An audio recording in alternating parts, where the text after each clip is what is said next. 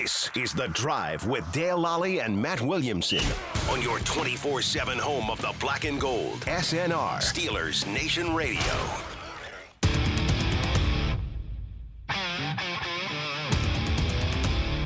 And welcome to The Drive. A little post-draft drive. We're not going to do a mock draft today. No, we're not going to talk about... We could do an all-too-early look at next year's draft. I'm such a sicko. I'm actually interested to look at those names. It's the first time you get exposed to names. Well, here's what we would do. We would just do 32 quarterbacks in the first round. Because it's always a better quarterback class next year, right? But it's crazy. I mean, now we know where these players landed. It's not like, well, what if they do this, and what if he goes here, and, Shador Sanders in the first round, and blah, blah, blah, blah. The Steelers come out of the 2025 draft with Derek Harmon, defensive tackle out of Oregon, in the first round. Mm-hmm. Heard that a few times here. Then they drafted Caleb Johnson, the running back out of Iowa.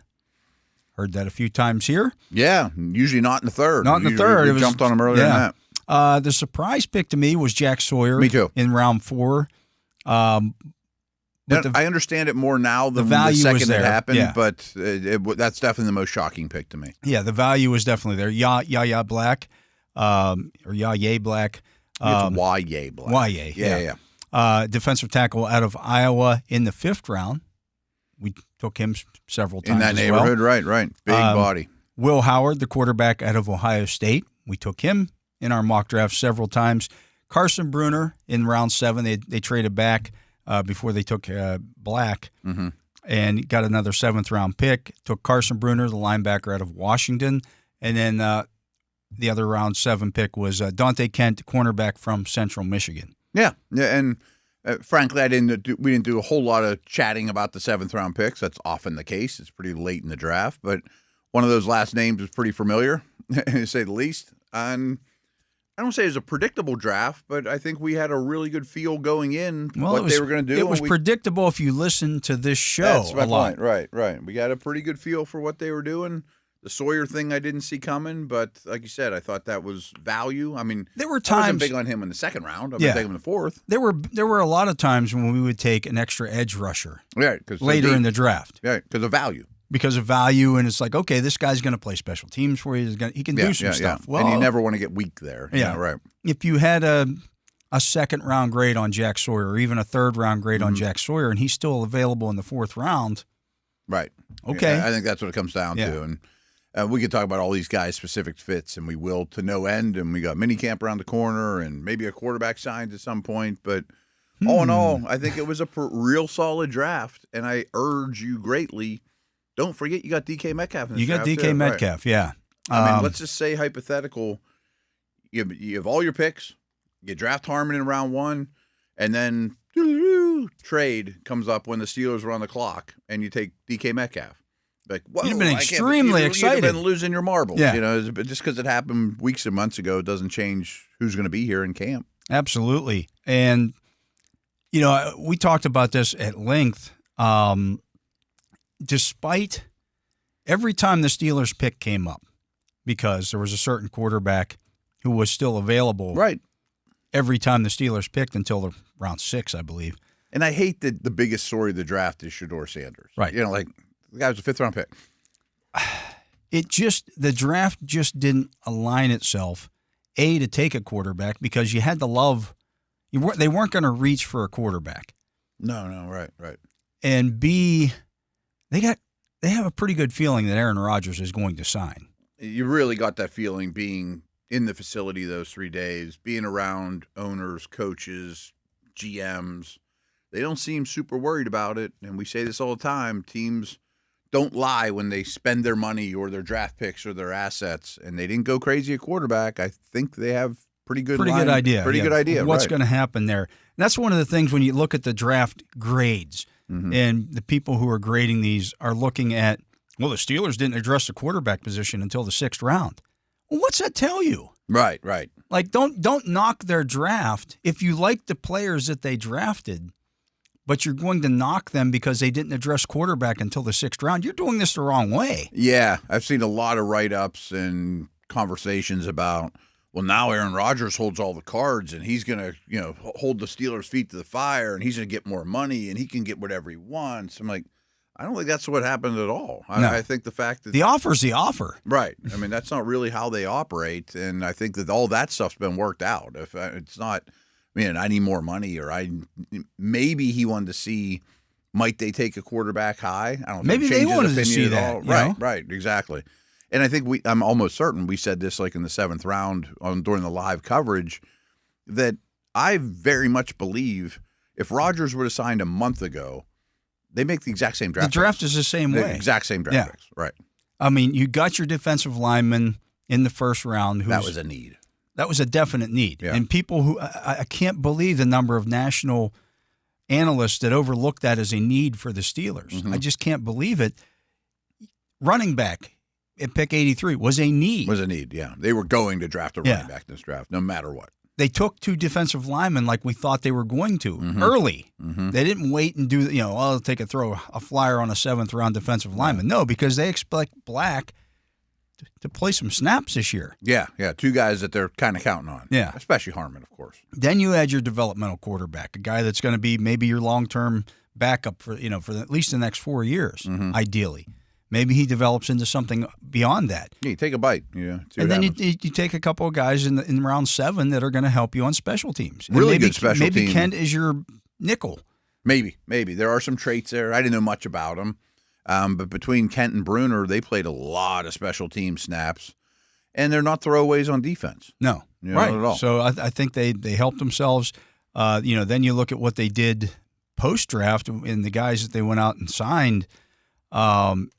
Castro looks like he could be in the mix. Sebastian Castro is a player. Yeah. I thought he'd get drafted. I thought he would too.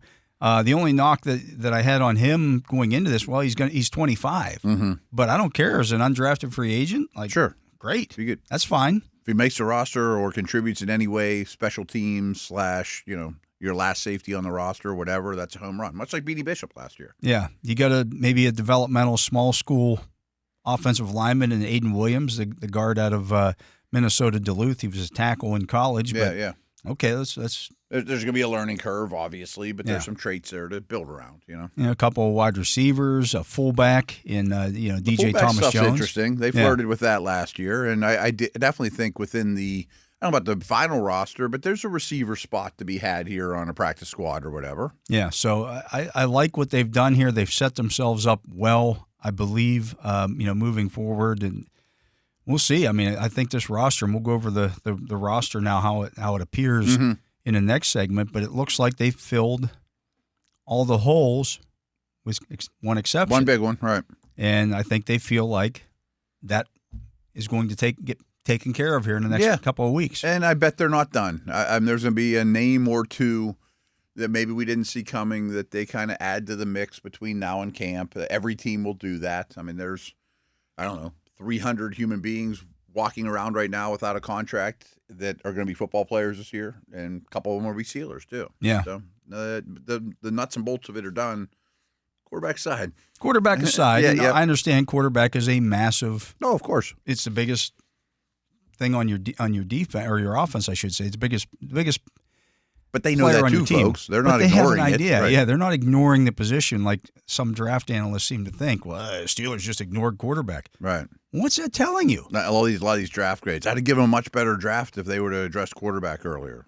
Well, if they'd addressed quarterback earlier, then you wouldn't have Caleb Johnson. Right. Yeah, you wouldn't have got Derek Harmon. You wouldn't have got Caleb. No, right. That's not how this works. That's not how it works. You got to weigh your options and the value and what's available. And if they would have taken Sanders, for example, instead of Sawyer, Steelers get an A+. Did he become a better prospect all of a sudden? Or more valuable all of a sudden? Right. I mean, we get the Sanders stuff out of the way. I mean, part of me hates that we're talking that this is the Shador Sanders draft. I mean, Cam Ward's a great prospect. No one seems to talk about this guy as the first pick of the draft. First overall. And the other guy was in the 5th round. Now, I'll be honest, if you look at my Twitter timeline, I'm driving down to the Steelers facility on Saturday and thought, okay, I'd consider him now, but he's a day 2 prospect that fell for some other reasons, apparently. I mean, the Browns took a quarterback ahead of him. We'll talk about the Browns draft. he's not the answer. It's not like, boy, they missed this golden opportunity. I wish him well. And it's something that we talked about in the pre-draft process. You're not just picking a player. Mm-hmm. You're picking a brand. Yeah. And you've got to deal with the fallout that comes with that. And if you were an Elway-like prospect, you don't mind doing that. Right. But he's a backup, round 3-ish type prospect that probably got driven up in a class that's not loaded with top dudes. And is it worth all the other stuff? Well, the league told you the answer. Right. They said they don't want the distraction that the payoff's not great enough. To be, he might end up being a good player. To be that kind of distraction off the field, mm-hmm. where the Browns are going to have to hold press conferences with like he's the starter.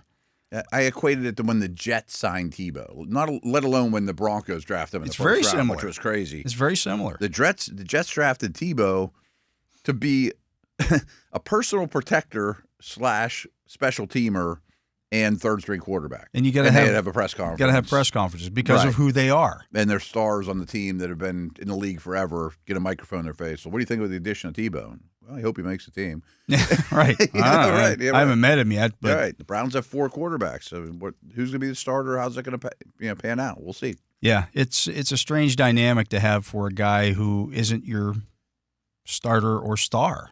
Mm-hmm. Yeah, it's just there's a team dynamic to it. It's not fantasy football. You're just not adding names. Yeah, it's. I always look back at that on the way when the Jets drafted Joe Namath back in way back when, sure. And they gave him the first $1 million contract. I think it was $100,000. Was it $100,000? Yeah, I think it was so. $100,000. His first $100,000 contract. And he's going into that locker room for the first time. The offensive linemen are like, "Who's this guy?" Right? Yeah. Hey, you better be good. You better be good. We're being asked about you all the time. Mm-hmm. We got to deal with all. Hey, what do you think of getting Broadway Joe or Joe Willie at that point? Yeah. You better be good, and he was. He was worth it. Better prospect than Shador too. A little bit better. Yeah. But anyway, I hope it works out for him. I really do. I do. And this draft has been way too much Shador Sanders talk, and he's not a Steeler. I'm absolutely fine with that. Move on. Move on. Yeah. Steelers. I think when you look at what they've acquired, again, I to me, it's all going to be determined, and as is always the case, what happens with Derek Harmer, not the second-round pick this year, but the third-round pick, Caleb Johnson. Mm-hmm. What those two do this year is going to determine whether people look, well, this was a good draft class or whether it was a bad one. And those are the guys that you would expect, as is the case with the other teams in the league. They're the early picks. But particularly how needs felt, matched value, matched the players you added. You need those guys to be good this year. Yeah. I mean, not like, I hope they turn out to a pretty good player in a year or two. No, we need them now. Need them to play. Right. Need them to be players. Make an impact. And I think it also played out, if you look at how this whole thing went, kind of like we talked about a lot, whereas the value was on day 2 and then beyond. Yeah. I mean, you look at who they got, Caleb Johnson, Jack Sawyer, Black, Howard. I mean, those are guys that we were talking about. A lot of those guys, second, third, even fourth-round grades for some of the later guys, and they went beyond that because I think some teams did reach for need. Oh, of course. And this doesn't mean it's going to be a great draft by any stretch, but, Warren Sharp's a big analytical guy and blah, blah, blah. Well, there's a consensus board out there. They'll take Mel's and Todd's and all these guys, and they'll combine and be like, this is the consensus draft board. Now, the NFL knows more than all those guys put together. Right. I mean, I'll be the first to admit that. Don't get me wrong. But in terms of value compared to the consensus board, I think the Steelers had like the 6th best value of anyone. Maybe they didn't plan on taking Sawyer, but there he was. 30 picks there later than I thought, so let's do it. Yeah, and that's. I don't think there's any reaching. That's how you end up just acquiring depth and good players. Mm-hmm. You can't have enough good players, right? Because injuries hit, contracts aren't very long in this league. You're going to need them. Yeah. So, anyways, let's get to a break. He is the Matt Williamson. I am Dale Lolley. You're listening to The Drive here on the Steelers Audio Network. We'll take a look at that Steelers roster and what it looks like now with these latest additions right after this. And we are back. I'm Dale Lolley. He is the Matt Williamson. And Matt, as I promised, we'll go over the Steelers roster as it now appears following this weekend. And we'll start with the wide receiver position. You got DK Metcalf, George Pickens. You still have Calvin Austin, Roman Wilson there. There's 4. Ben Skoranek is 5. Then you look at Scotty Miller there. You got Rock Taylor, one of the undrafted rookies that they brought in. Brandon Johnson, who he's not a throwaway player there as well. He was with the team last year. Lance McCutcheon, and then the other undrafted free agent they brought in, Keyshawn Williams out of Indiana. You love your top 2. I mean, I think those 2 stand alone as every down players. We know this is not a heavy 11 personnel team. The third guy's not going to get called upon as often as most teams. But Austin more than proved to me that he's that, at least, at this point. Roman Wilson's a wild card, but I don't know if there's any reason to think less of him than he did exactly 1 year ago when they used a third-round pick on the guy. I think Skoranek has value. I think he was one of my favorite bring-back guys. I feel pretty good about the top 5. I do too. And Wilson, I can't wait to see what he proves. Now, I'll probably say this about several positions. If there's a veteran that's been around the block that's now taking 50 cents on the dollar on a 1-year deal, I look at like Keenan Allen. I'd consider it. You know, there's room for that guy, or I'm very fine with this. Just wait it out, and somebody gets cut at the end of training camp you didn't expect to see there. Well, we'll bring him in as our number 6. Yeah, and I'm not even sure that 6 will make the team when it's all said and done. But maybe there's a spot for that. You know, maybe they're not done there, but I think they're in really good shape. On the offensive line, you got Broderick Jones, Isaac Seumalo, Zach Frazier, Mason McCormick, Troy Fautano. You got a couple of first-round picks and a second-round pick on that line. Then behind those guys, you have Dylan Cook and Calvin Anderson, along with Doug Nestor at the tackle position. At the guard position, you got Spencer Anderson, Max Sharping, Aiden Williams, one of the undrafted that they signed. Yeah, he's a small school guy. Right? And Stephen Jones is another guy that they got there. And then you got Ryan McCullum and Lecitus Smith as your center backups. If I had a draft criticism, it would have been I would have liked to see a draft pick used on an offensive lineman. But I probably would say that about every team in the league that didn't, and it wasn't a very good offensive line draft. So I don't know, boy, in the 5th round they should have taken player X. Honestly, that's probably why a guy like Jack Sawyer ends up going into the 4th round, because we saw some offensive linemen who we looked at and like, that guy might be a 5th-round guy. Well, they're getting taken in a 3rd. He's going a 3rd, right. It's just a supply-demand thing, which is why I want them, but that's why the other 31 teams overreached on these teams, too. I mean, you draft 5 in the previous 2 seasons. Right. They're all still going to be on your roster. Yeah, you draft 5 in the previous 2 seasons. You took 3 defensive front players in this one. I mean, like, it drafts the offense first. And maybe next year you take 1 of each, and you just got well, because you got the young guys there. Now, I do think there's some volatility here. You got the 2 tackles that have immense ability, but you're not out of the woods on those guys yet. No, you know, for sure. I think Seumalo's on the back 9 to be kind, you know, but he's the veteran, and here's a spot that I definitely would have some interest in what's out there, but they're not going to be. John Hanna's on out there. No, they're not going to be household names that you pick up. I mean, if you look at it last year, they picked up a guy like Sharping. Yeah. When they had all the injuries early in the season. Well, he's got 40 career starts. It's not like he's a throwaway guy. Sharping and Calvin Anderson don't seem like much. They were both picked up at that time. They were both picked up, and I think there's a reason they gave him money, too. Like, I think they were pretty happy with that experiment. Yeah. But I would always be open to more of those. Well, you're always looking, yeah. Always.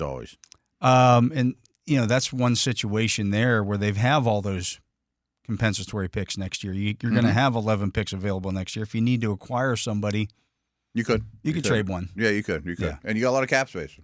At tight end, you got Pat Freiermuth. You got Darnell Washington. You got Donald Parham. You got now J.J. Galbraith, who is also a he's the fullback tight end type. Right? Actually, he's the undersized guy out of. Okay, I got the 2. Yeah. And then they got Connor Hayward and DJ Thomas Jones, who is listed as a fullback by them. Fullback, H-backs. They got a couple of those guys. They got some big bodies, little bodies. Yeah. It's a lot of tight ends on the roster for going into camp. Was it 6 or 7? Yeah. I mean, they're going to probably keep 4 under Arthur Smith, which worked out fine last year. I'm interested to see Parham in person. Yeah. I mean, he's huge. I know that much. I've seen him on tape and on Sundays, et cetera. But I think they love their top two, and they should. Yeah, and right. I'm expecting even a little bit more out of those guys this year. At running back, they added Caleb Johnson in the third round to that group that also includes Jalen Warren, Kenneth Gainwell, Cordero Patterson, Aaron Shampkin, Jonathan Ward, and Evan Hall. It's premature to say this, but I think before long it'll be pretty clear that Johnson is the 1A, Warren's the 1B. I think you keep Warren in the same role that he's had. He's definitely your third down guy, plus more early down stuff too. Gainwell's a fallback option, safe, number 3, cool. But I think Johnson's a wonderful addition to that group. Oh, tremendous. Yeah. Tremendous. I think you got an every down back potentially. Mm-hmm. We'll see how he does in pass Scheme protection fit, and things of that nature. But at the very least, he replaces Najee Harris's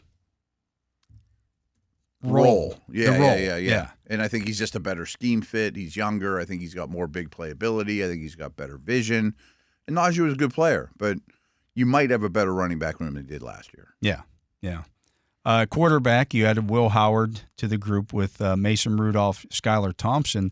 Interesting to note, Will Howard and Skylar Thompson split time at K-State. Yeah, I heard for that. 2 seasons. That's crazy. Yeah, I mean, they were teammates. Interact now or overlap now. Thompson isn't terrible, by the way. No. I kind of liked him coming out of Kansas State. He's had some struggles when thrown into the mix. We never talk about him, but I am interested to watch him in camp. He had to go in and start a playoff game. Right. I mean, he had a tough situation Yeah. without much of an O-line. I'm not saying he's wonderful, but he's not.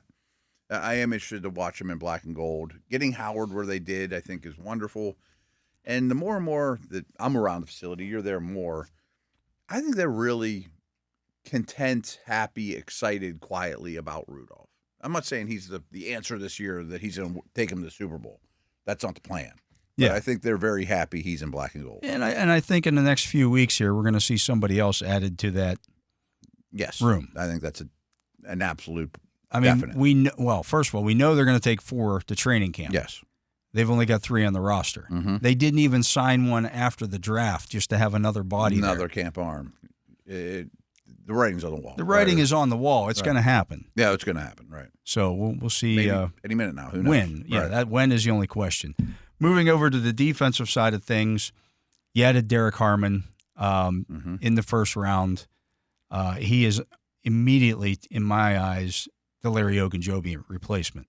I agree. I mean, between him, Benton, and Hayward, those are your top 3 guys, clearly. And then everyone else is battling for 4 through 7 or whatever. Yeah. Then you got Isaiah Loudermilk. You got Yaya Black, who you drafted in the 5th round. Daniel Ekulele, or Ukele, I can't. I need to get better at that, too. Ukele, who you signed as from New England.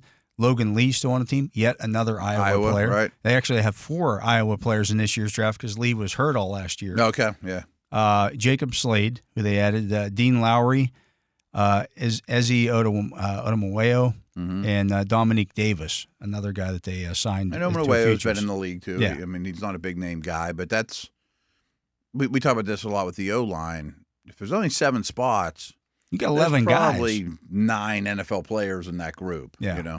So we'll see how that shapes up, but that could be a very competitive bottom-of-the-room battle. Yeah, they made the move to release Montravius Adams today. Shocked me a little bit. I wonder if there's somebody else they have their eye on. I don't know. I just wonder, he had the knee injury last year. Yeah, never quite looked the same. It didn't look the same when he came back. I just wonder if that's something that they looked at and said that's going to be a long-term problem for him. He's 30 now. And they didn't need the cap space. I mean, I just assumed that after they drafted Black that, we probably can move on now. Yeah, maybe he just did him a favor because he hasn't been a good soldier for them. No. At outside linebacker, well, you went out and added Jack Sawyer to a room that already includes T.J. Watt and Alex Highsmith, Nick Herbig. You still have Jeremiah Moon there as well. What does this mean for DeMarvin Leal? That's a great question. I haven't thought about that angle at all. I mean, which maybe he should have been lumped with the other room. Is him That's and Sawyer? That's going to be a question.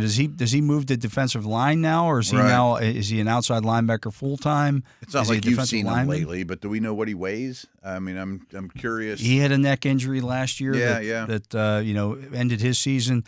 They also have Eku Leota there and Julius Welshoff. Okay, he was around last year and did some things. Did some nice things too. So they're really kind of stacked. Thomas Rush, another guy that they have there as well. They're really including Liao. I wonder if they keep 6. Is it Moon and Liao fighting for a spot, or they both make it, or whatever? Obviously, special teams has a lot to do with it. But I do think, and we'll talk about all these individual players a lot going forward. I didn't see the Sawyer pick coming, but they've made 2 acquisitions there, Preston Smith and Sawyer, both that don't look like Herbig. Well, and Liao's a big guy. You even go back the year setters. Before that, and they tried to bring him back in training camp. Marcus Golden was a big body, not super twitchy off the edge, like a Herbig. Like a power pass rusher. It just screams Ravens. Yeah. You got to play the Ravens twice. And we want somebody who's going to set the edge. Yeah. If we have to, pull one of our starters off the field for whatever reason, even if he's off the field for 3 plays, I want a power edge rusher out there. Yeah.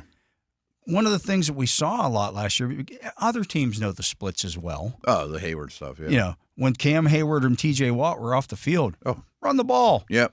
And I think an immediate shortcut that fans think are, stop the run defense, I need to put Casey Hampton in the middle.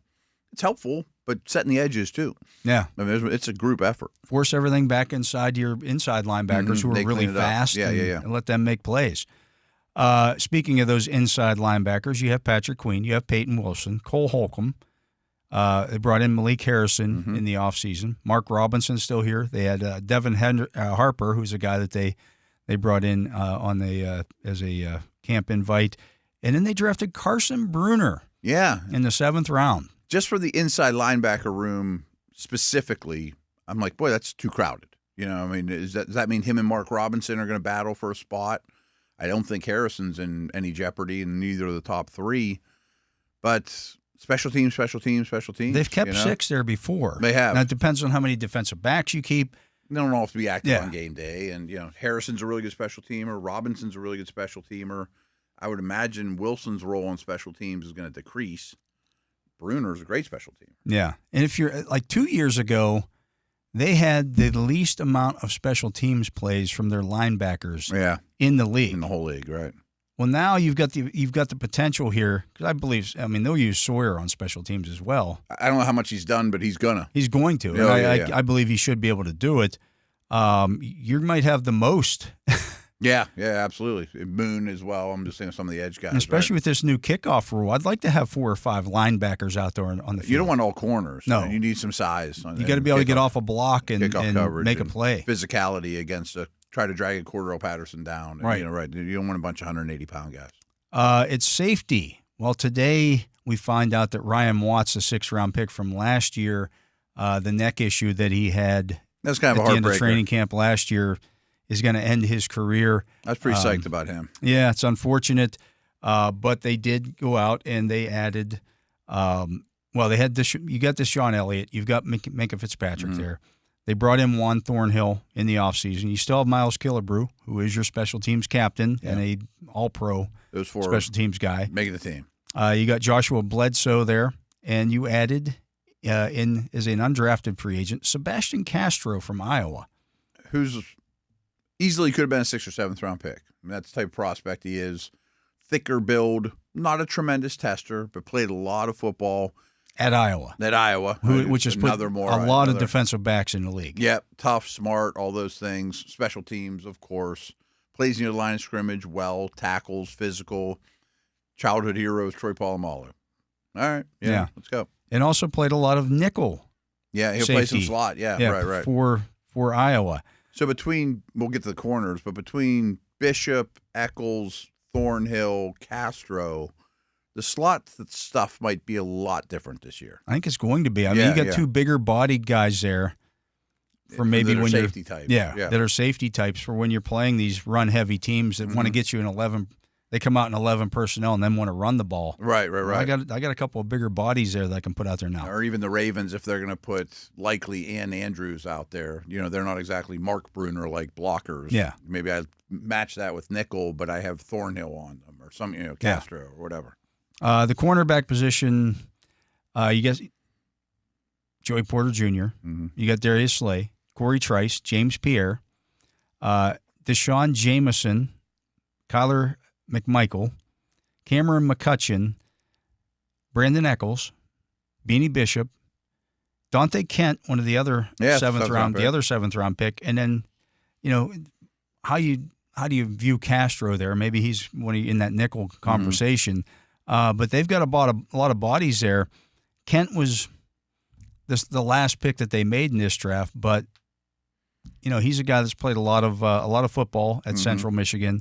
And I think Mike Tomlin said at the final press conference or right after that pick that he is inside, slot and outside capable. We'll see. He's not huge, but he's not tiny. He had like 47 pass breakups in his career at Central Michigan. Lot. He doesn't have a lot of picks, but he's got his hands on the ball a lot. He's a pretty good tester, too. Really good tackler. Ton of special teams. Yeah, ran like a 4.39. Has some return ability, too. Yeah. Right. I didn't know anything about him before they picked him, but the more I researched, I'm like, oh, that's very worth a 7th-round pick. Yeah. So, I look at that group. Would it have been nice to add a good young talent to that? Sure, absolutely. Yeah. Slade's 34 years old. But you have Trice there. It's not like you're counting. Trice is the wild card to me. You're not counting on Trice to start. Right. But if he develops into a starter, great. If he pushes for it or looks like a future starter, that's why I think he's the wild card. Yeah. So, you still got a guy like James Pierre there who was maybe he's played defensive snaps. He's there for special teams, right? So I don't mind that group. Then you look at the. I thought they might draft a 6'1" long arm corner though. Well, I think they looked at it, and maybe that would have been where they took Sawyer at. And maybe. A lot of times that's what we did in that round. There were guys we were looking in that neighborhood. Right. There were still guys available. I remember writing up, here's some guys that they could look at. Riley and Zoffrager and those type of dudes. Those guys were still there, and I think they looked at Sawyer and said, this is too good of an opportunity to pass up. Mm-hmm. You have the two punters, Cameron Johnston, who's by all accounts is recovering well and looks like he's going to be healthy. Corliss Waitman. You got 2 NFL punters. Yeah. You have Chris Boswell at place kicker. They brought in Ben Sauls from Pitt as their camp leg, although that's a little different since he is a left-footed kicker. He is, and he's not going to be Boswell out. No, and that's not going to happen. Right. Your long snapper is Christian Kuntz, although I'll say that Bruner has done some long snapping, and he's got some of that in his background. So that's pretty well set. I would love for them to turn Waitman into a 7th-round pick at some point because he's pretty darn good. He's good. He's having a tough time making the team.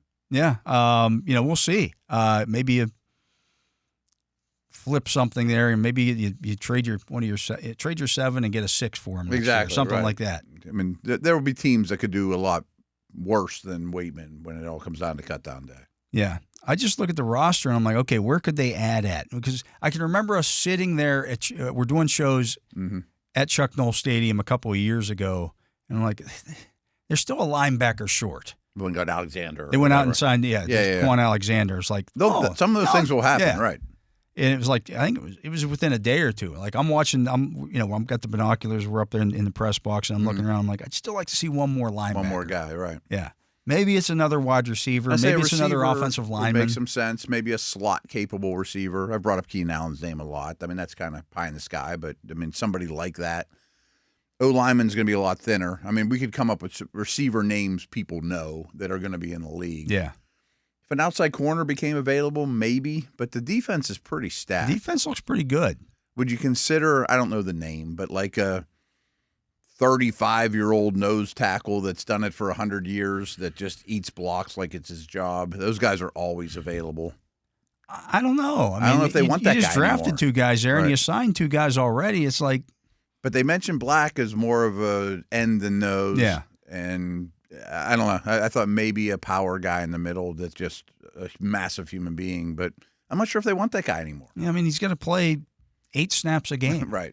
Is it not worth help on it? special teams, and right. And the other team's might be happy when you put him out there. Okay, they bring out that big nose tackle, and now we're just going to throw. So you got to be able to rush a passer a little bit. I know, and I don't think the Steelers are in this market, but who knows? But like Adam Schefter put out a name of 12 guys that could get traded on draft day. None did. None. I mean, that doesn't mean that Jalen Ramsey's still going to be a Dolphin or whoever else. And I'm not saying they're going to go trade for Jalen Ramsey, but there's some names that are going to get moved still. Yeah, absolutely. So we'll see how that all shakes out. And, I want to see what they look like on the field. That's the next step now as we get here in a couple of weeks. Camp, but I would like to see where are they aligning, why you black, guys like that. You know? What's the plan? He is Matt Williamson. I am Dale Lolley. You're listening to The Drive here on the Steelers Audio Network. Matt and I are going to take a break. We'll be back with more right after this.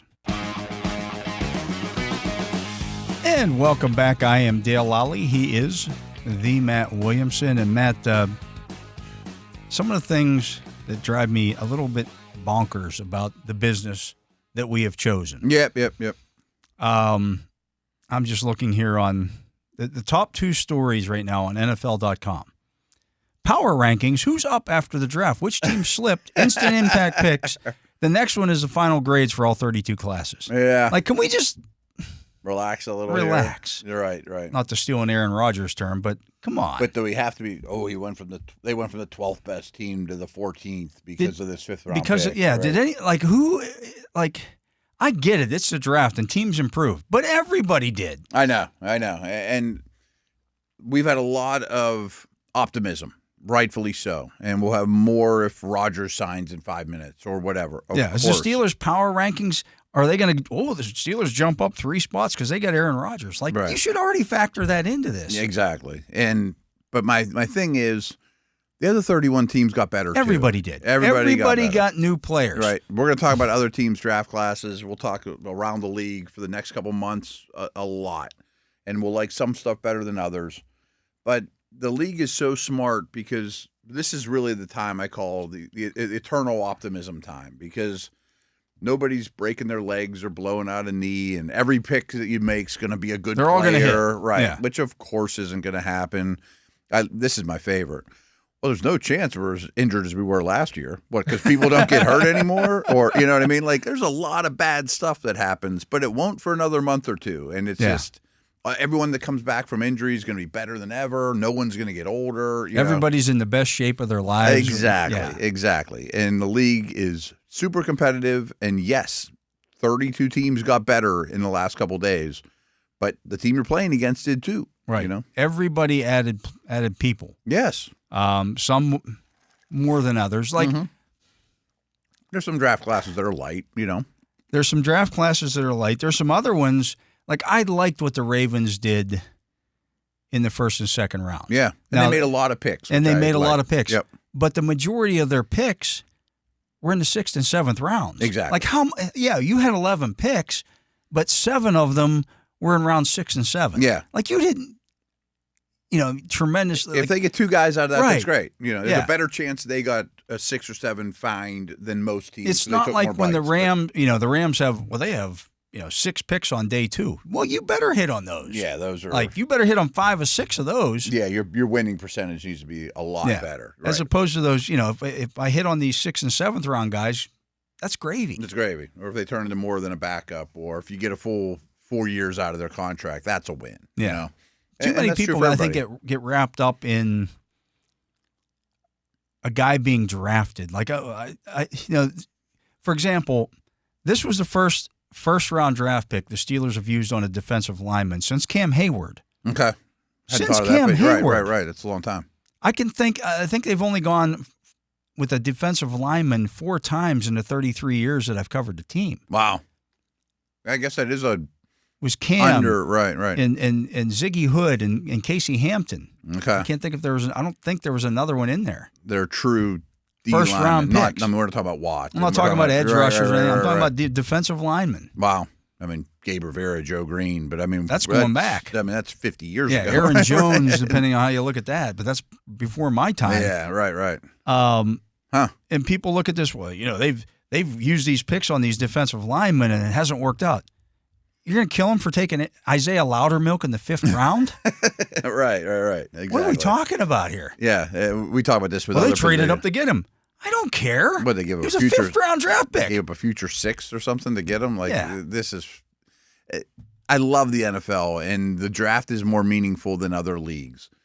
But if the Penguins move up in the 6th round for somebody, nobody says anything. It's not even on TV or a line in the newspaper or on the internet. Or in Major League Baseball too. You can't even tell me who the 5th round pick was for second, third round picks, Yeah. people don't know. Right, exactly. And there's only 2 rounds in the NBA draft. Mm-hmm. Like, what are we talking? If a guy, to me, if you're drafted in the first 3 rounds, Yeah. you should be a future starter. Yeah. Anything beyond that, like the word bust gets thrown around so much. You can't. I'm of the thought that you can't be a bust unless you're a first or second round draft pick. It's a good way of putting it. I mean, thirds have an uphill climb. It's third borderline is- to put third in that conversation. You could be a third round pick and still be over 100 where you were drafted. Yeah, the 100th right. player in your draft. if you're a third round pick and you're a 60% snap guy as a nickel corner for 6 years, Yeah. that worked. But if you're a first or second round pick, you better hit. You can't miss those. You can't miss That's on the those. thing. That's Yeah. when you almost have to look at it in a negative light. Where are the ones you missed early as opposed to the hits? The hits you gotta hit. I mean, you gotta get on base. Yeah. You know, But and to me, as awesome as the draft is, it gets overblown every year. every year. Because like one thing I like about Pro Football Focus, and they do it during the downtime. Here's our 32 rookie classes. Washington's first with Jalen Daniels. But it wasn't like it was Pro Bowler, Pro Bowler, Pro Bowler, Pro Bowler. The 15th team, their rookie class is a couple decent dudes, but nothing great. And rookies have a hard time adjusting the league too. Sometimes it takes a couple years. Sometimes it does take a couple of years, and to me, Not everything got fixed this weekend. for example, people look at Najee Harris didn't work out for the Steelers, so that was a wasted draft pick. I'm like, you got 4 years of 1,000-yard rushing each year, Right. out of that player. That is not a failed draft pick. No, and a lot of it, like you mentioned, not all first-round picks are created equal, especially at the running back position. So if Genti does that his first 4 years, that's below the line. That's not good enough. He was a top 10 pick. Top 10 pick at running back. I mean, those guys have to be special. I mean, the bar's higher, especially at that position. So, anyways, But just take it all with a grain of salt. Yeah, I think you can't judge the draft classes overall based on where this guy had them ranked. That guy was ranked here. That I don't care about that. Like, I do my own evaluations on this stuff, so I have an idea of where I would take guys. I know where you would take guys, that kind of stuff. Talked it to no end, right? But to just sit there and say, well, that draft class, that's an A+, and that one's a D, or that one's a C, and that one's a B, like, you don't know. Right. And I do urge people, go to draft history, pull up the Steelers, look at their last 5, 10, 15, 20 drafts, however old you are, and if you remember what draft day was like, and then you look at the results, usually you're going to be underwhelmed. Yeah. I mean, it's not like, man, I can't believe this guy fell to the 5th round. I had a 3rd round grade on him. Yeah, but did he have a long, great career, or was he a contributor? Yeah. A fine player. He was okay, And it's that way for every team. It's a way for every team, right? Everyone. There's a lot of misses. That's going to do it for hour number 1. I am Dale Lolley. He is the Matt Williamson. Matt and I are going to be back with hour number 2 of The Drive right after this. Welcome back. I am Dale Lolley. He is the Matt Williamson, and it is the start of hour number 2. And, it's time for us to... No, we're not going to mock Let's draft mock today. it up, right. Psych.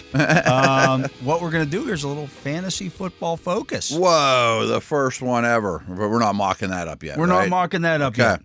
But Mike Clay on ESPN has come out with his projections. There's a lot of fantasy stuff that comes out exactly when the draft ends. It becomes fantasy season pretty soon, right? So let's take a look at Mike Clay's Steeler projections here on ESPN. Good place to start.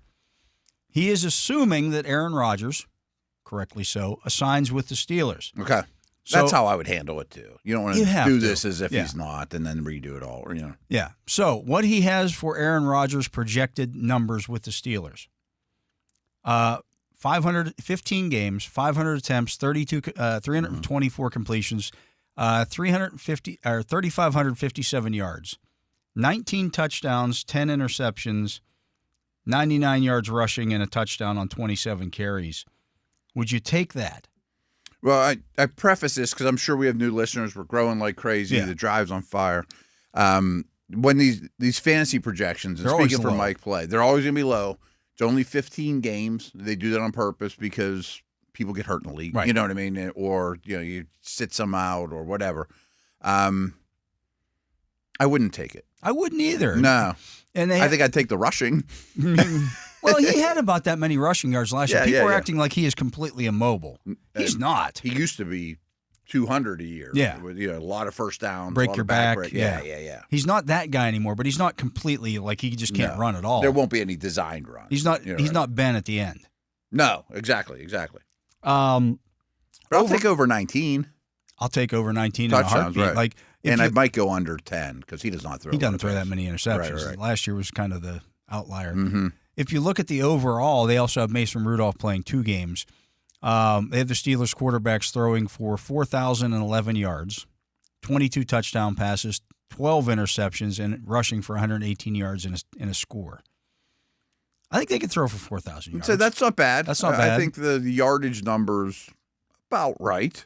I'm going to take a little over on passing touchdowns. I'll take the more passing touchdowns. That's about what they had this year. Right. And it did spike a little. Last year. I mean, I remember having this. There's a lot of deja vu here. Yeah. Like maybe they'll throw. Remember the joke last Maybe year? they'll Like, actually throw they'll touchdown passes. and they did, but not quite as much as I expected. Wilson had a great red zone, and didn't quite hit that mark here. But I still think that's a smidge low. Okay, at running back, they have Jalen. He has Jalen Warren, 165 carries for 721 yards, 4 touchdowns, 52 catches for 376 yards and a touchdown. Pretty good. So over 1,000 total yards. Yeah. I don't want to comment on it without hearing the other two because I'm just wondering how the division of labor is going to go. He has Caleb Johnson, the 3rd-round draft pick, 217 rushing attempts, 918 yards, 7 touchdowns, 25 catches, 180 yards, and a touchdown.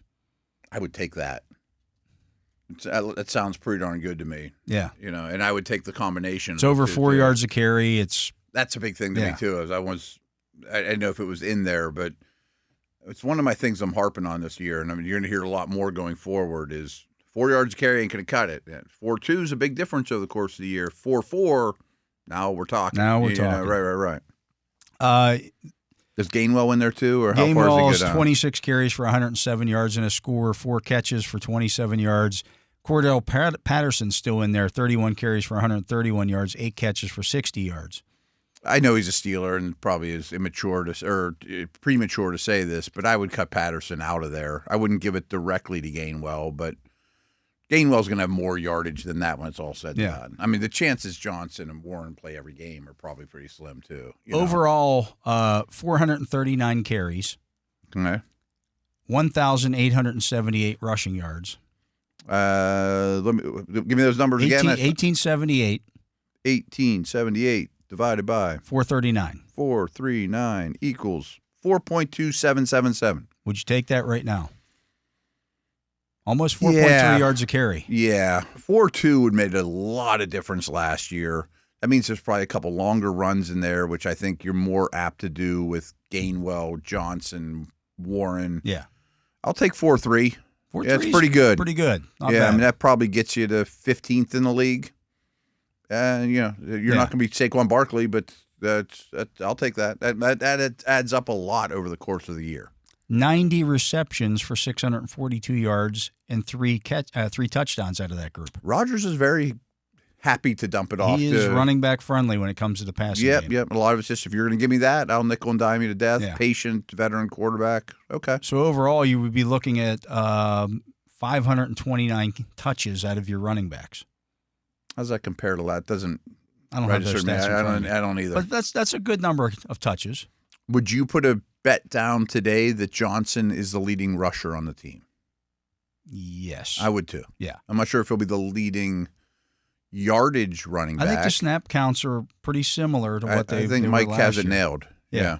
And you got both backs, Warren and Johnson, both finishing with over 1,000 total yards. Yeah, right. You'll do that. You'll take that all day.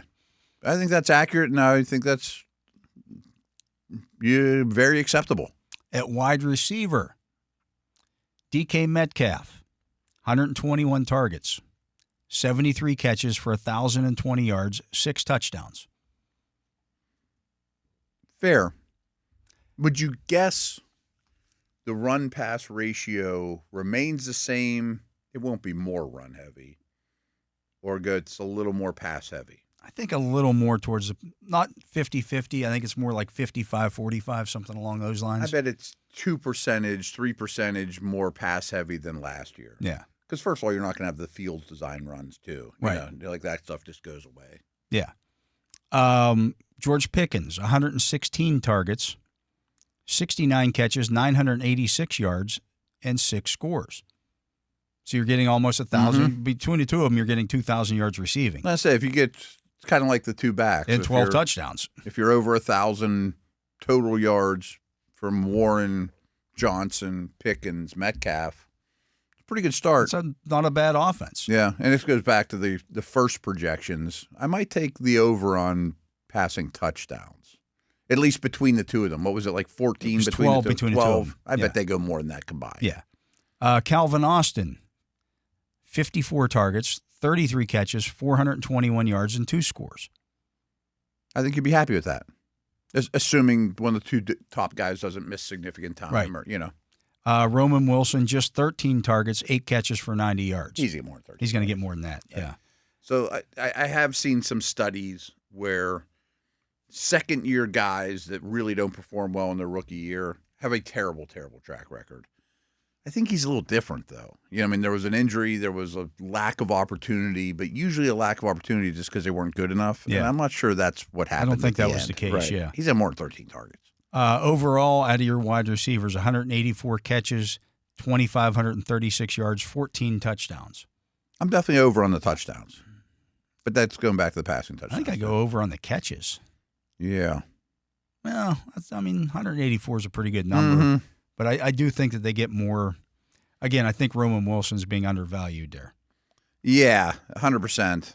I could see it closer. That's like 11 receiver catches a game. I think it's more like 200 catches, bumps it up to 12 or 13 catches per game. His projections are 10.8 wide receiver catches per game. Yeah. I bet it's higher than that. At tight end, this one's curious to me. Freiermuth, 83 targets, 63 catches, 544 yards, 3 touchdowns. Okay. I don't know Rodgers' history. I think he catches more touchdowns. I think he catches more touchdowns. Aaron Rodgers is the king of the 1-yard touchdown pass. That's a good point, too. And he's kind of aware of his stats in those situations. I might take over on the targets, too. And he said 83. I immediately thought, I bet he gets to 100. That's the third most on the team. Right. By a pretty significant margin. I think middle of the field throwing has to go up. And they got to go somewhere. Yeah, even if it's Rudolph. They gave him money. I think he's been underused a little bit in the last year. Yeah, especially in the red zone. I think he's right going to be better in the red zone. Darnell Washington is 33 targets, 23 catches, 220 yards, and a touchdown. That's 2 targets a game. That's what I was really going to focus on, the targets. Is 2 a game about right for him? I would say. Yeah. Yeah. Hayward is 8 targets, 6 catches, 51 yards. Donald Parham, 3 targets, 2 catches, 18 yards. Overall, your tight ends, 126 targets, 93 catches for 833 yards and 5 touchdowns. It's not bad. It's about where they were at last ballpark. year. Yeah, I think it's in the ballpark. Yeah. I think the arrow's pointing up on Freiermuth a little bit, though. I don't think he's plateaued. Moving over to the defense, he has Boswell at 30 of 33 field goal attempts and 34 of 35 in PATs. Okay. That'd be a down year for him. That would be a down year for him. Which is bonkers. That's only 89% conversion rate. That would actually be a down year for him. It would be a down year for him, but there's weather, and he's pretty good. And then Cameron Johnston averaging 46.8 yards on his punts. He projects the punters. He's a sicko. All right. He gives you the whole deal. Yeah, you are a sicko, Mike Clay. Looking at the defensive side of things.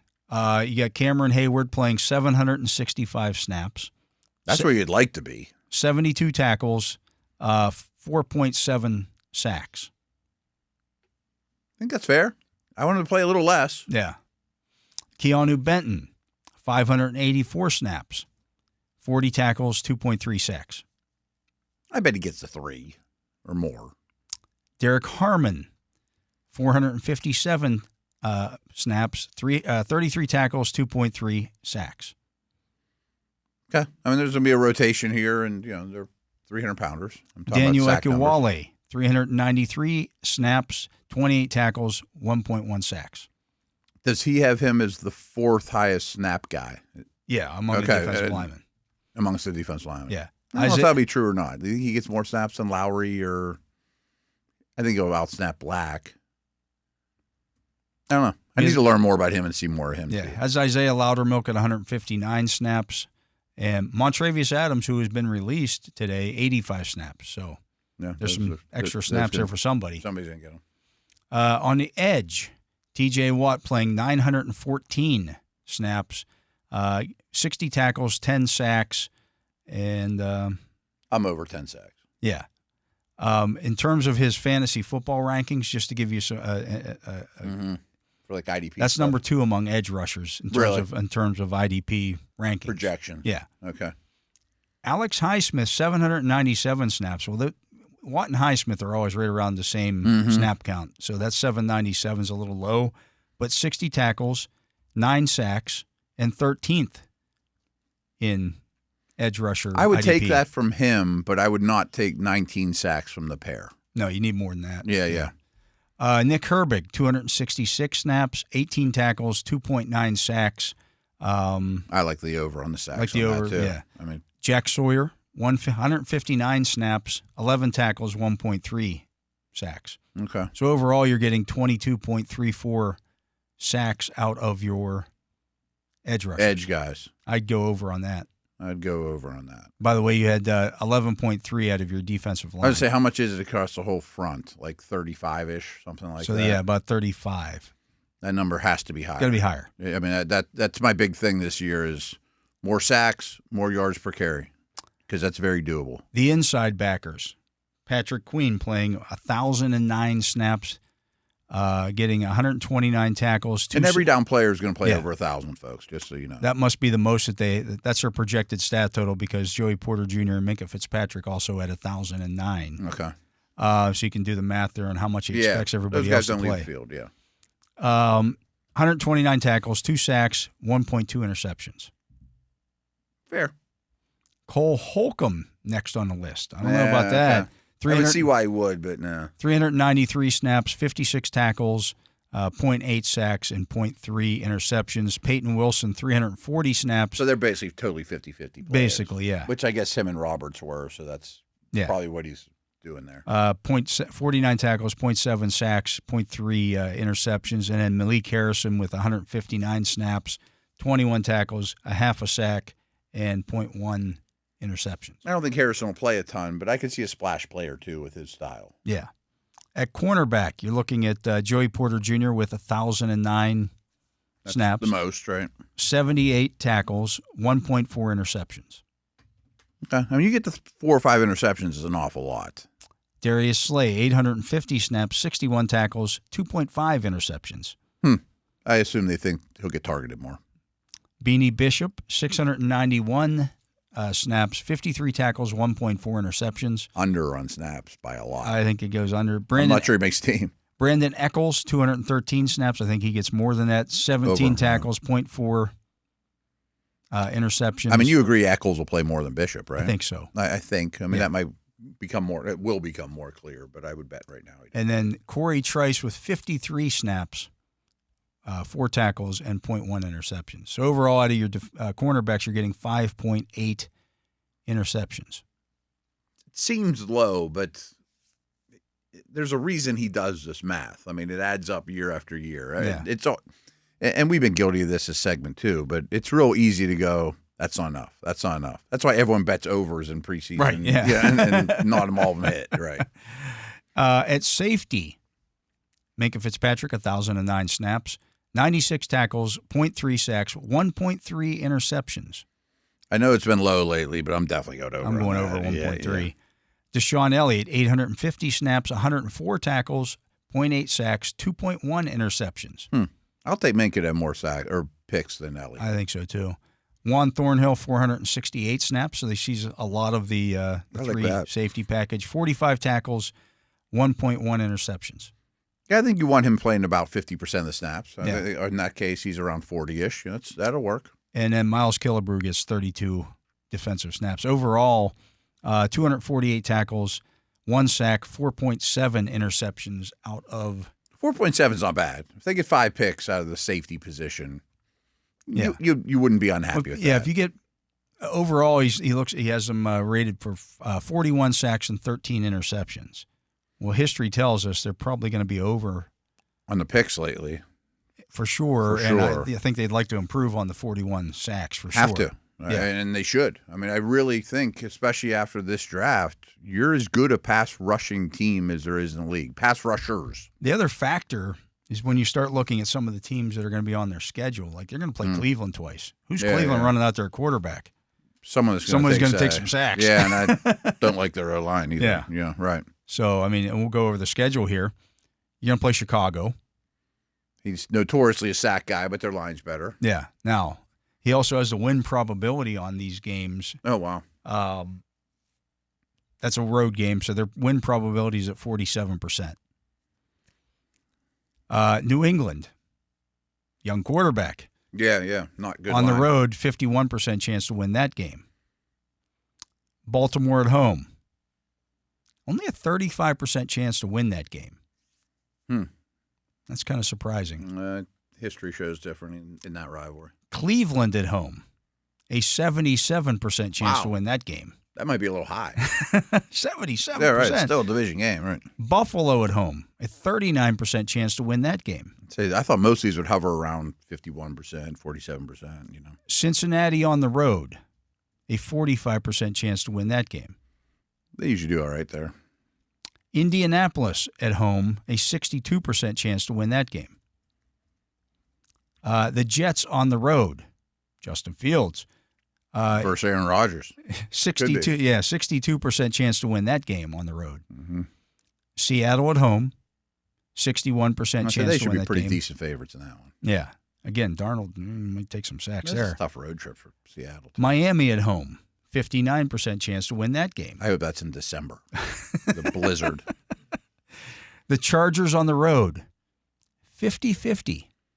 There'll be more Steeler fans than Chargers fans in that building. Cleveland on the road, 70% chance to win that game. Doesn't sound like he's real high in the Brownies this Doesn't year. sound like it. Right. The only caveat would be, is it a Thursday night game? Right. Short week. Yeah. That's what I'm the really league does hoping that again. not. I'm like, hey, what are you doing here? Can the Thursday night game be here?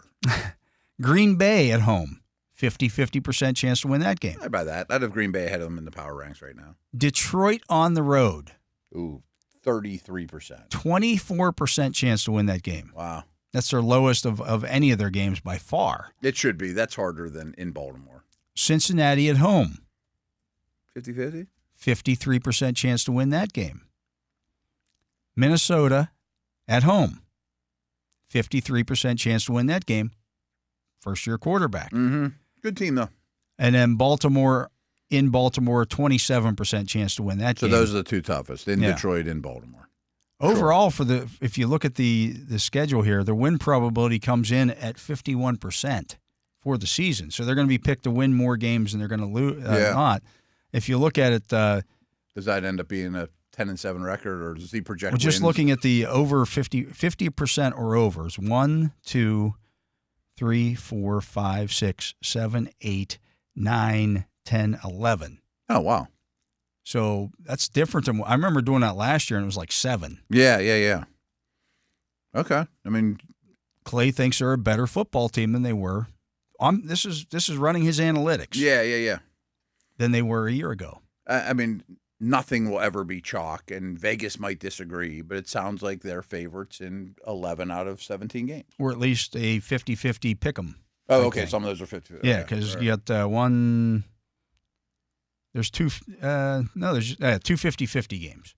Okay, so there's 9 that they're favorite. 6 clear dogs. They're dogs. And 2 that are that are going to be dependent on who's healthy for that game, and one of those is at home. The other one is on the road, the Green Bay and the Charger game. Okay, and those will be 2. Like you win both of those games, you should be in pretty good shape. I'll argue that Charger game on the road is not really a road game. I would say the same but maybe thing. he does the same thing if we do the Chargers. Right. Their home game. Unless, remember, one of those home games is going to be in Ireland. Oh, right. So one of the home games.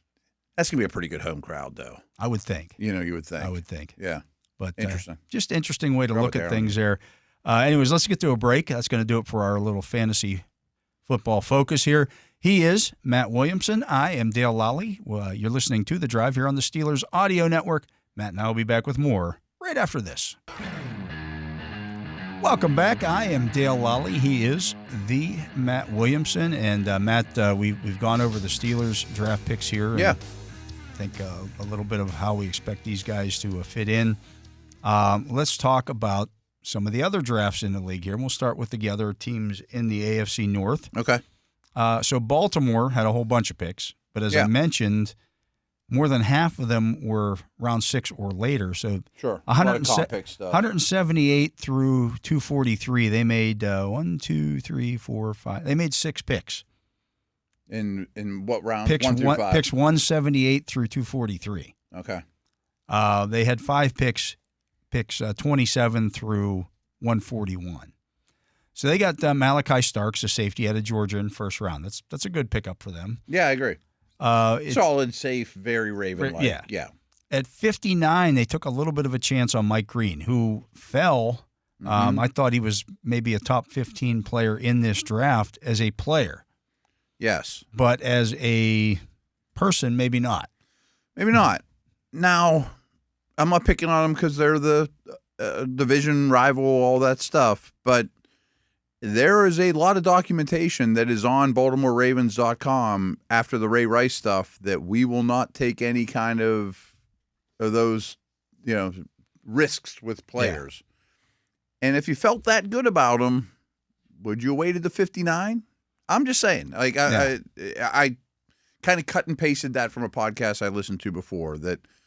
And this isn't Ravens specific, but it does bother me a little bit sometimes that these guys that have character concerns, the team drafting them comes to the podium and says, we checked all that stuff out. We did our due diligence. We did our due diligence, and then no one in the media mentions it again. Like, well, what did you do? Maybe you didn't. Of course you did your due diligence. You did on your 3rd round pick and your 4th round pick, too. You looked at everybody that was here. You wouldn't draft him. I'm rooting for the young man. I hope that he's the salt of the earth. But there's a reason he didn't go in the 1st round. Yeah. They took at 91 in the 3rd round Emory Jones, the offensive tackle out of LSU. That was kind of early for him. Yeah. I like that they did take 2 projected guards, though. Yeah. At pick 129, they took Teddy Buchanan, the linebacker out of California. That was remarkably early for him. Yeah. Yeah.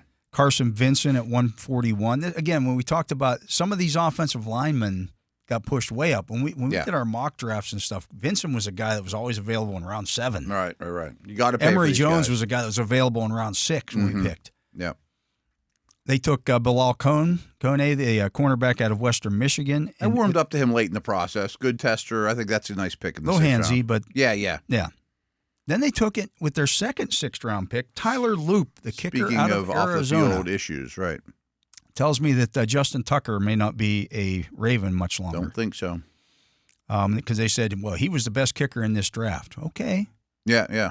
What's that mean for your present kicker then? Right. He's not going to be on the team. I doubt there's going to be a kicker battle, right? Yeah. No, he's gone, I think. At 203, they took LeJonte Wester, the wide receiver out of Colorado. Then they got a kind of a value pick here with their next couple guys. I thought the next 2 were nice pickups this late. At 210, they got Aeneas Peebles, a defensive tackle out of Virginia Tech. A little undersized, but a good up-the-field pass rusher. Yeah, a little different than what they have, though. Yeah. I mean, I know Matabuke is not a massive Saragusa type, but he's not little either. Right. Mostly that guy's 285 pounds. Yeah, right. They usually have big D tackles. Then they got at pick 212, Robert Longerbeam, the cornerback out of Rutgers. He could stick. I wouldn't have minded the Steelers grabbing him. I had him as a possibility for the Steelers earlier than that. And then at pick 243, they took another guard, Garrett Dellinger, out of LSU. Which how many LSU O-linemen were in this draft? I hardly knew it about Dellinger. He might have been a backup. I'm not even sure how much he played. Part-time player for them. Right. But maybe they have some scoop. They took 2 LSU offensive So essentially, linemen. if you look at it, Jones and Vincent both might be guards. I assume they are. Yeah, and then you took a third guard. Tell me, you say you have a problem with your guards? See, that I appreciate. Even if you overdrafted them, you have to overdraft O-linemen, and their guard situation to me was the weakest spot on the team. Yeah. I thought, Starks and Green were both value picks. Yeah. And They're then good football players. Yeah. So we'll see how that works out for them. I like their draft. And again, a lot of their picks, because they made so many, are 6th round and later. But if 2 or 3 of those guys stick around, good. Yeah. Just keep taking bites of the apple, Cincinnati in the 1st round took Shamar Stewart at 17. I will say I like the Ravens draft much more than the Ohio teams. They then took Demetrius Knight, the linebacker out of South Carolina, in the 2nd round to pick 49. Mm-hmm. He's an older prospect at 25. I thought that was way too early. I mean, I like the player, but he's also 25. He is what he is. I think he was my 3rd linebacker. He was, somewhere in that drastic range. 3rd. There was a big fall off there. I wouldn't have taken him at 49. I didn't think he was a 2nd round player. They took in round 3 at 81 Dylan Fairchild, the guard out of Georgia. Who we both like, but too early. Maybe in the 4th round. Right. Again, a little bit of an overreach. But that's the cost of doing business in this draft, unfortunately. At pick 119, they took Barrett Carter, the linebacker out of Clemson. So if you're going to take a linebacker at 49 and you already have Wilson, I don't understand doubling down there. I know Pratt's not happy or whatever, but he shouldn't change your life that much. No. Then they took another guard, basically, Jalen Rivers at pick 153 out of Miami. Similar situation. Double down on guards because you're bad there. Yeah. And they are, just like the Ravens. And I'm okay with that. In round 6, they took running back Taj Brooks out of Texas Tech. Who I think will be there too. Yeah. And I think he'll be fantasy relevant. That's fine. My problem with them is only 6 picks, which isn't great. I don't trust them to develop Stewart at all. I mean, there's no history that that's what they're good at. No defensive backs. And it's too centric on 2 positions. I mean, we'll get to this with the Browns. That's inside linebacker and guard. They're not. It'd be different if you're taking tackles in premium positions too, but you're doubling down at linebacker. You're doubling down at guard, and I think it's way too early for Knight. And I think Stewart, their ability to develop those guys has not shown up at all. Yeah. Cleveland had an interesting draft. They're to say probably the least. most interesting draft in the league. And Shador has something to do with that, of course. They traded back from 2. Mm-hmm. Somebody said that on last Wednesday that might be a strong possibility. And they took at 5. They picked up a 1st round pick next year, which is good for them. Massive, right? Yeah. But they had a bunch of picks going into this draft, and they ended up with 7 total. Yeah. For a team that all in the 5th round or higher. Yeah. For a team that didn't have any of those middle round guys. They need all the picks they could get. I would rather they had the Ravens throw a bunch of stuff at the day 3, round 6 and 7. So at the 5th There's overall more room pick, to make the Browns roster than the Ravens. They take Mason Graham, the defensive tackle out of Michigan. Can we stop there for a minute? So I did a podcast on Friday morning with only knowing what happened in round 1. And I thought, I understand. You traded away from what I think is the best player in this draft, and that may go down as like giving Atlanta Julio Jones, and you take Brandon Whedon. I mean, that might be the history here, maybe. But I thought with the shape of their roster, they're not really in a position to maximize Hunter without an O-line, without a quarterback in place. So they got a lot to move out of 2. So I'm like, I think I would have made that trade Jacksonville too. gave up too much. Agreed. So I'm like, I think I would have made that trade too, not knowing what happened in round 2 and 3. Then they take Graham, who I think is vastly overrated. Folks, that's Matt Williamson saying that, not Dale Lolley. I just want to make that clear. Now, I will say, too, that I would hate to pick 4 or 5 this year. I think Campbell's overrated. I think Graham's overrated. I would have taken Membo, but there isn't a slam dunk pick there, and I would not have taken Genty. So I thought, okay, they're being very introspective here. We can't handle Hunter, so we're going to build our lines of scrimmage with a lot of solid big men. And they didn't do it the rest of the draft. And they don't draft an offensive lineman. This is my least favorite draft in the whole 32. At pick 33, they take linebacker Carson Schlesinger out of UCLA, who is a fine player. They're all fine players. But none of them are premium positions, and none of them are O-linemen. Yeah. Having a bunch of running backs and quarterbacks doesn't do you any good if nobody blocks for you. And backup tight ends. Yeah. I hate this draft. I love the resources. I understood at the beginning, but they should have 3 O-linemen on this list. With the pick, they had 3 of the top 36 picks. Yeah. They come out of Quinshon Judkins, the running back out of Ohio State, with their second round pick. We love him. He's a great player. I like the players. Like Mason, Me too. I didn't think Mason Graham was good enough to be the 5th overall pick. If you had taken him at 15, right, I get it.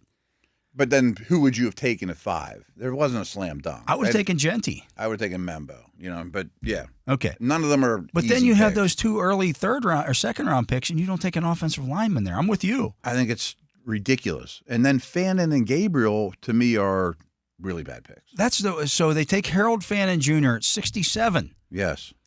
who's a pass-catching tight end. Who's a backup for you. You have David Njoku, who you're paying a bunch of money to be your pass-catching tight end. Right. I know they like to employ 2 and 3 and blah, blah, blah, but I don't understand that pick at all. And you can't convince me that Dylan Gabriel's worth a day 2 pick. They took Dylan Gabriel at 94. They traded up. Traded up to They get traded picks away to take Dylan Gabriel at 94, then doubled down at running back in round 4 at 126, taking running back Dylan Sampson out of Tennessee. This is all the easy stuff to find. Backup quarterbacks and running backs and backup tight ends. I mean, those things, even off-the-ball linebackers, these are not hard things to fix. These then they added in the 5th round Shador Sanders because you got to double down at quarterback.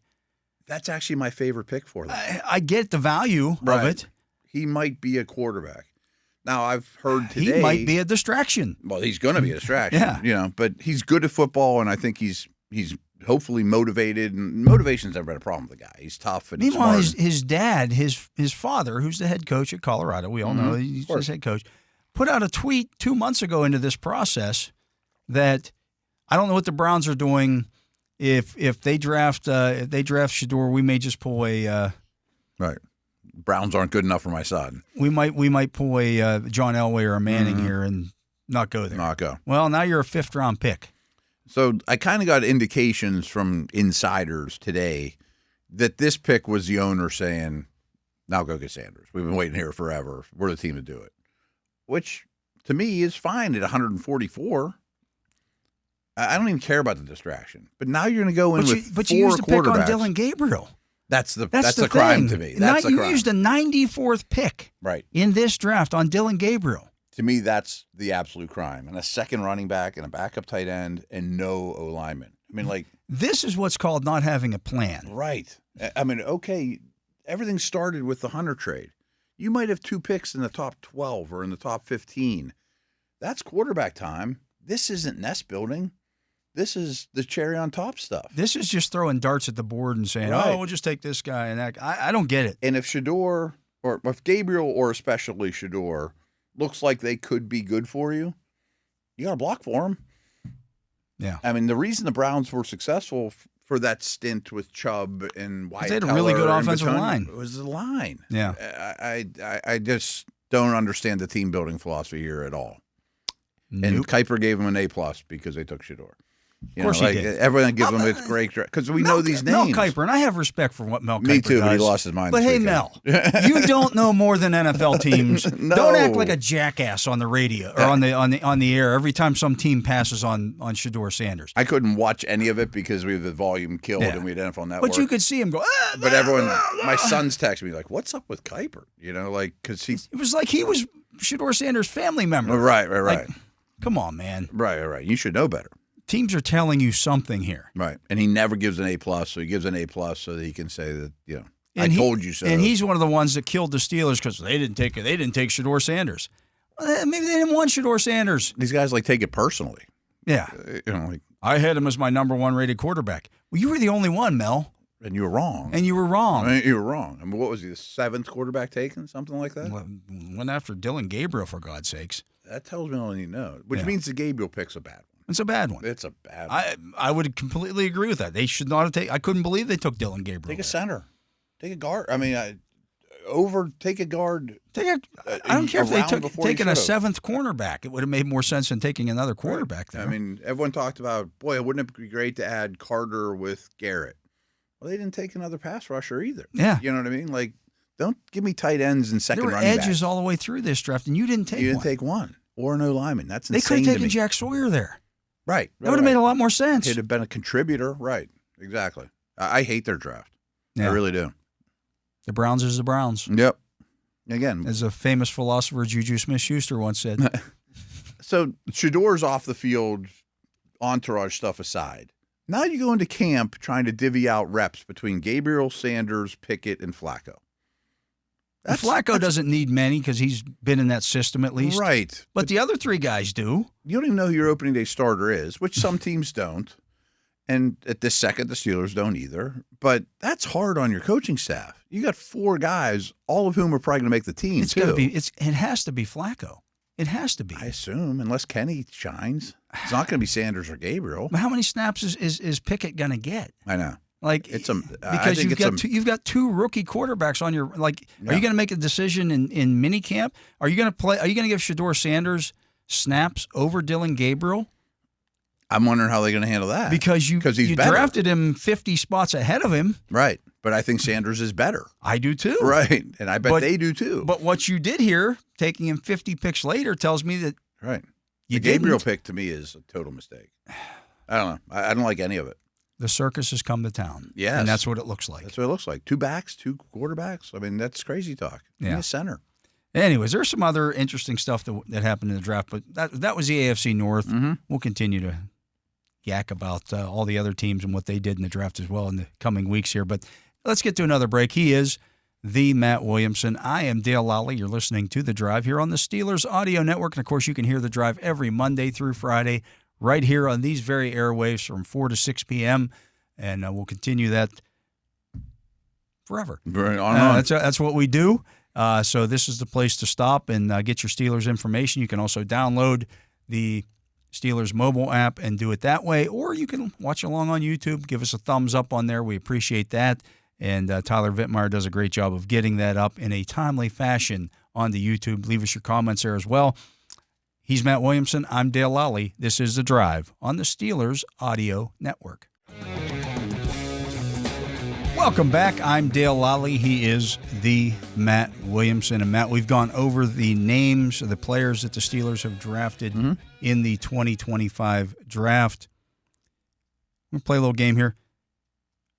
We're going to say this at the same time and see what we come up with here.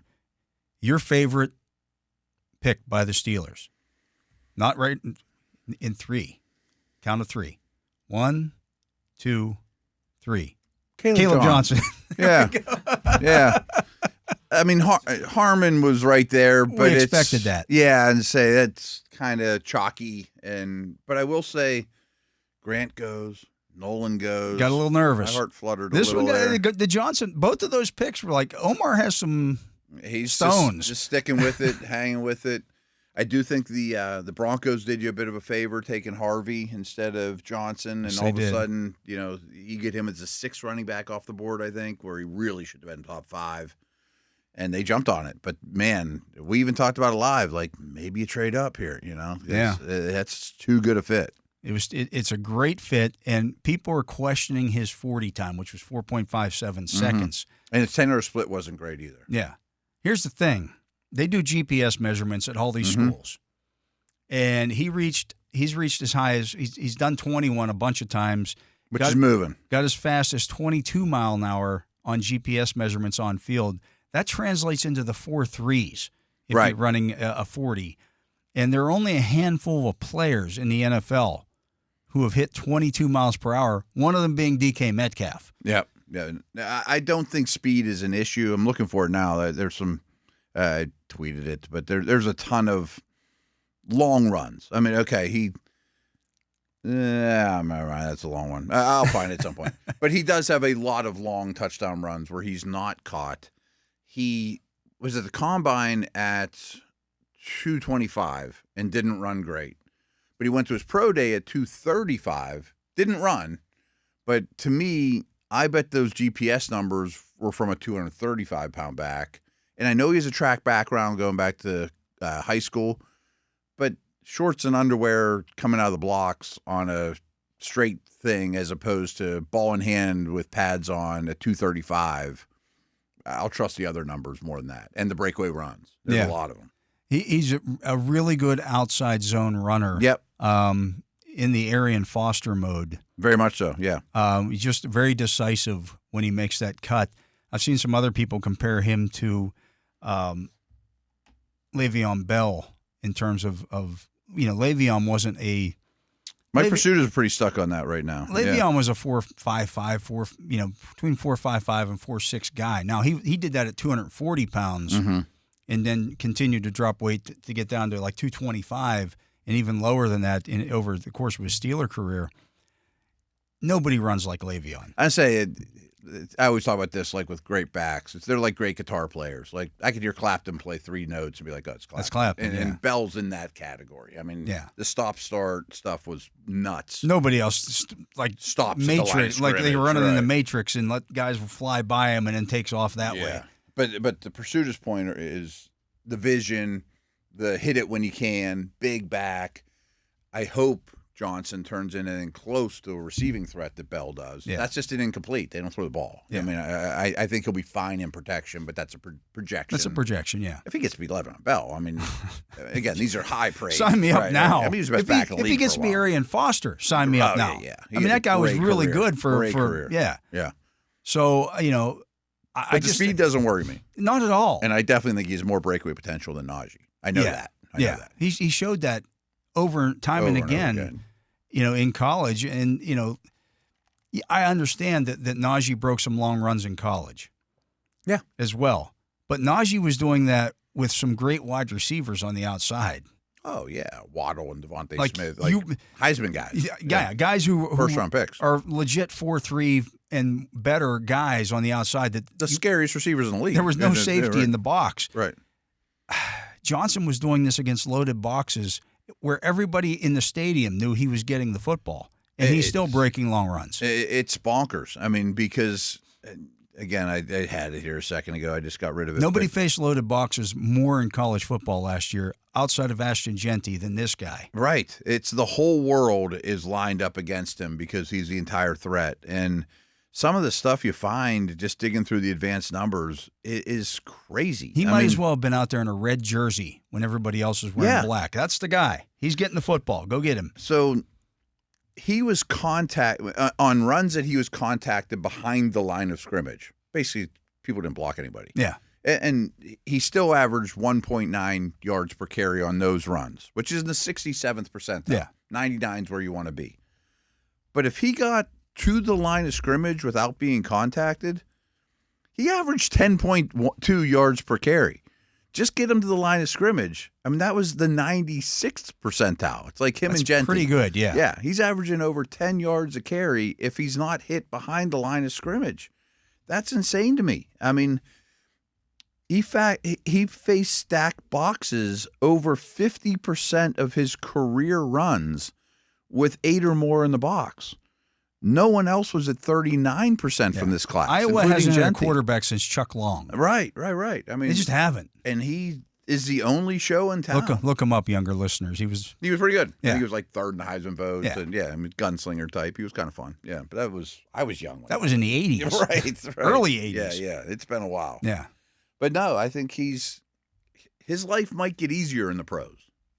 I think those 2 big receivers on the outside will certainly help that. Yeah. Number of loaded boxes is going to go down. I just think that's just a home run of a pick. I can't believe he was there at 83. Right. I think his 40 time helped the Steelers. Yeah. And same with the receiving uncertainty. I don't want to say lack of receiving because they don't throw the ball. Yeah. So, to me, that was easily the best pick. Mm-hmm. I mean, the best value, everything. Yeah, just kind of just lined up. Stars aligned on that one. Like, oh, okay. And even so, we were like, who could take him? Maybe the Texans will. We were running maybe Cincy could. We were on the air when that happened, and I'm like, okay, do we need to trade up here for that to happen, or is that? And I think it helped the Steelers that at that point, 5 or 6 running backs have been taken. How many teams really had a running back need? Is someone going to trade up ahead of the Steelers and grab them? Probably not for that position. So hold your water, and man, that worked out. It really did, and I think the draft worked out pretty well overall for the Steelers. Mm-hmm. We'll find out. Oh, yeah. We haven't seen any of these guys play yet in a Steelers uniform, but a lot to get excited about, though. Yeah, that's what the offseason program is for. And, that's going to do it for our program today.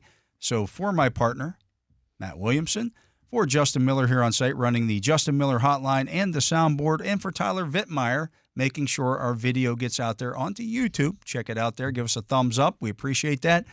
I am Dale Lolley. We thank you for listening to this edition of The Drive on the Steelers Audio Network. Steelers football happens here. The Pittsburgh Steelers Audio Network.